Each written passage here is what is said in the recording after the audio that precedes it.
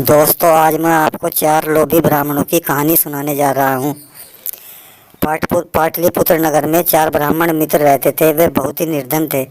एक दिन नगर में महात्मा भैरवानंद का आगमन हुआ। भैरवानंद की ख्याति उन्होंने पहले ही सुन रखी थी।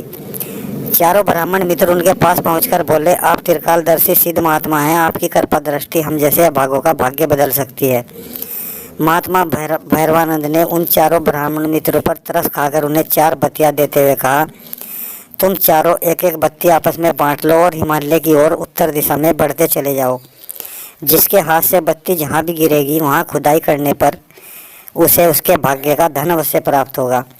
ब्राह्मणों ने महात्मा भैरवानंद का आदरपूर्वक प्रणाम किया और हिमालय पर्वत की ओर चल दिए।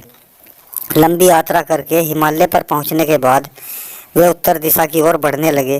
थोड़ी दूर चलने के बाद एक ब्राह्मण के हाथ से बत्ती गिर गई। वहाँ खुदाई करने पर तांबे की खान मिली। तांबे की खान प्राप्त करने वाले ब्राह्मण ने अपने बाकी साथियों से कहा, मेरे भाग्य में जो था वह मैंने पा लिया, तुम आगे जा सकते हो। कहकर वह जितना तांबा ले जा सकता था ले गया। तीनों ब्राह्मण मित्र अभी कुछ ही आगे बढ़े थे कि एक ब्राह्मण के हाथ से बत्ती छूटकर नीचे गिर गई। वहाँ खुदाई करने पर चांदी की खान मिली। ब्राह्मण ने अपने दोनों साथियों से कहा, मित्रों, अब आगे न जाकर हमें अपने सामर्थ्य अनुसार चांदी लेकर वापस लौट चलना चाहिए। इस पर बाकी दोनों ब्राह्मणों ने कहा, पीछे तांबे की खान मिली थी और अब चांदी की खान मिली है, आगे हमें ज़रूर सोने की खान मिलेगी। हम तो आगे बढ़ेंगे, तुम जाना चाहो तो जा सकते हो। उनके यह वचन सुनकर दूसरा ब्राह्मण अपनी सामर्थ्य अनुसार चांदी लेकर वापस लौट गया।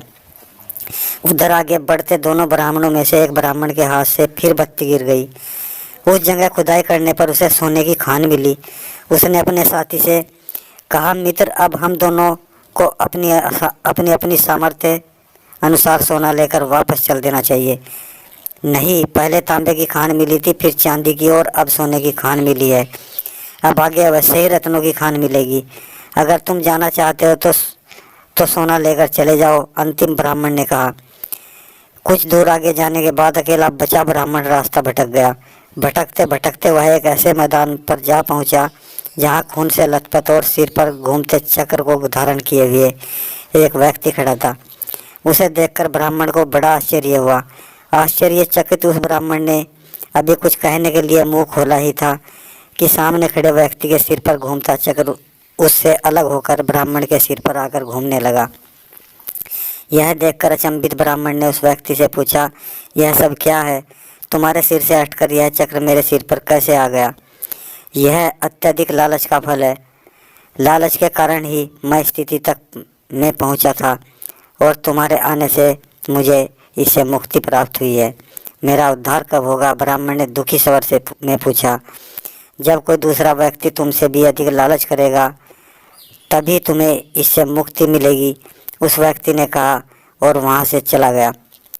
कहानी से यह शिक्षा मिलती है कि संतोष परम धनम, जो मिले जितना मिले उतने में ही संतोष करना सबसे बड़ा धन है। अधिक प्राप्ति का लालच करने से हाथ में आई वस्तु या धन भी जाता रहता है। संसार में वही सुखी है जो संतोषी स्वभाव का है। जब संतोष रूपी धन हाथ लग जाता है तब उसके आगे दुनिया के सारे धन तुच्छ लगने लगते हैं। दोस्तों, अगर कहानी पसंद आई हो तो इसे लाइक, शेयर, सब्सक्राइब करना और बेल आइकन को प्रेस करना, जिससे आने वाली वीडियो की नोटिफिकेशन मिल सके। और मैं ऐसी वीडियो अपने चैनल पर जल्दी लाता रहता हूँ।